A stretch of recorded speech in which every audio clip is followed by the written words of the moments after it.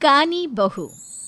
किशोरी लाल जी के बेटे राघव की शादी की बात जगह जगह चल रही थी, लेकिन किशोरी लाल जी को कोई लड़की पसंद ही नहीं आती थी। और उसकी एक ही वजह थी, किशोरी लाल जी का लालची होना। उनको लड़की वालों से मोटा दहेज चाहिए था और इसी चक्कर में एक दिन वो एक बहुत पैसे वाले के घर अपने बेटे का रिश्ता लेकर पहुंचे। उस आदमी का नाम था ओम प्रकाश। देखिए किशोरी लाल जी, मेरी एक ही बेटी है और मेरी सारी संपत्ति जायदाद सब कुछ मेरी बेटी नैना का ही है। पापा, नाम से लगता है बहुत खूबसूरत होगी। कितना अच्छा नाम है ना, नैना। ओ, वैसे बात तो सही है आपकी। अब इतना पैसा है, जमीन जायदाद है, इकलौती बेटी, आप भी क्या करेंगे? सब कुछ उसे ही देंगे ना। बिल्कुल ठीक पहचाना आपने। बस बेटी की शादी और सारी जायदाद उसके नाम। पापा, बिना देखे हाँ कर दीजिए ना। इतना अच्छा रिश्ता फिर कहाँ मिलेगा? माला माल हो जाएंगे हम। मैं अपनी बेटी को बुलाता हूँ। अरे नहीं नहीं नहीं नहीं, आपकी बेटी का नाम नैना है, सुनकर ही लगता है बहुत सुंदर होगी। रहने दीजिए अंकल, मैं तो आपकी बेटी के नाम से ही इतना खुश हो गया हूँ कि उसे बिना देखे शादी करने को तैयार हूँ। अब तो मैं उसका चेहरा सीधे शादी के बाद ही देखूंगा। और इस तरह राघव नैना का चेहरा नहीं देखता और उससे शादी कर लेता है। शादी के बाद अपनी सुहाग रात पर जब राघव नैना का घूंघट उठाकर देखता है तो नैना की आंखें बंद थी। कितनी खूबसूरत हो तुम नैना, जरा अपनी आंखें खोलकर मेरी तरफ देखो तो सही। नहीं, मुझे शर्म आती है। अरे, मैंने तुम्हें शादी से पहले भी नहीं देखा, और अब अगर तुम आंखें खोलकर मुझे देखोगी भी नहीं तो मुझे अच्छा कैसे लगेगा?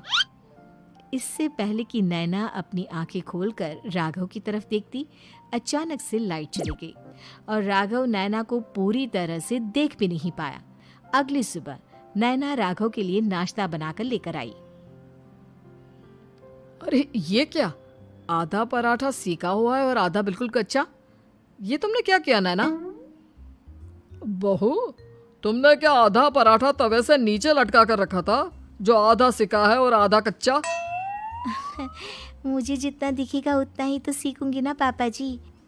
जहाँ जहाँ मुझे नजर आ रहा था वहाँ मैंने सीख लिया, जहाँ जहाँ नहीं दिखा वहाँ कच्चा रह गया होगा।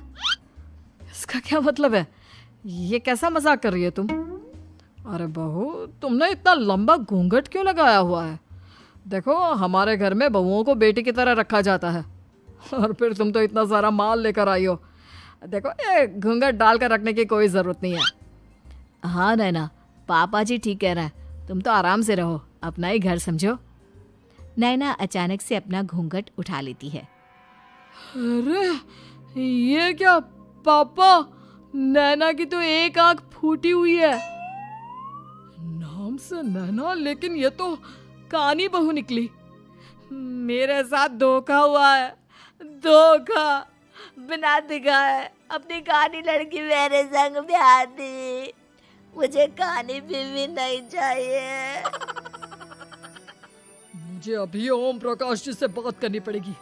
आखिर उन्होंने मेरे साथ ऐसा किया क्यों? अरे, आप लोगों ने ही तो पापा से कहा था कि आप लोग शादी से पहले मुझे देखना नहीं चाहते। अब मेरे पापा पर क्यों इल्जाम लगा रहे हैं? अरे लेकिन उन्हें बताना तो चाहिए था ना कि तुम कानी हो, एक आंख से तुम्हें दिखाई नहीं देता। किशोरी लाल और राघव नाराज होकर ओम प्रकाश को अपने घर बुलाते हैं। पापा जी, ये आपने क्या किया? शादी से पहले बताया क्यों नहीं कि नैना की आंखों में परेशानी है?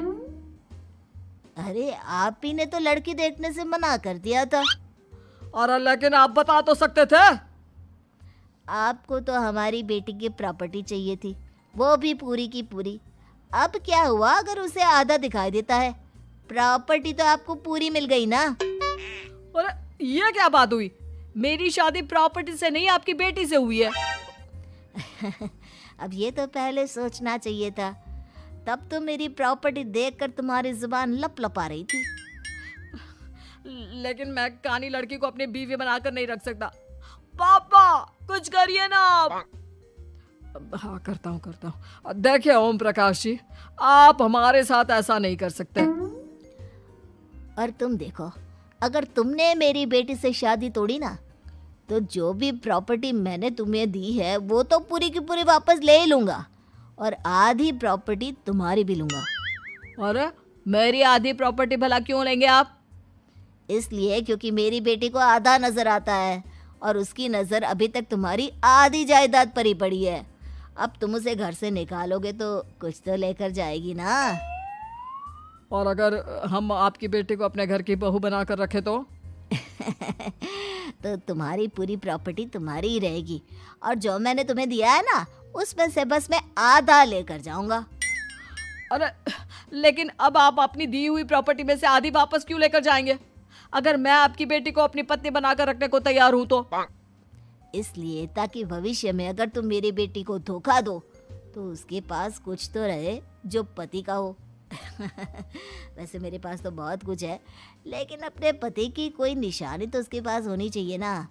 अब अगर तुमने मेरी बेटी को कानी कहा तो तुम्हें प्रॉपर्टी भी कानी ही मिलेगी, पूरी नहीं। जमाए राजा। किशोरी लाल और राघव समझ चुके थे कि वो बुरी तरह फंस चुके हैं और अब उनके पास वहां से निकलने का कोई चारा नहीं है। अब समझ में आया ना, लालच बुरी बला होती है। एक तो तुम्हें प्रॉपर्टी मिली, ऊपर से बीवी मिली, उसमें तुम्हें नखरे भी दिखाने हैं। आए बड़े, चुपचाप बैठो दोनों। कुछ दिनों के बाद नैना राघव की कार लेकर बाजार घूमने निकलती है और जब कार लेकर वापस आती है, ये क्या?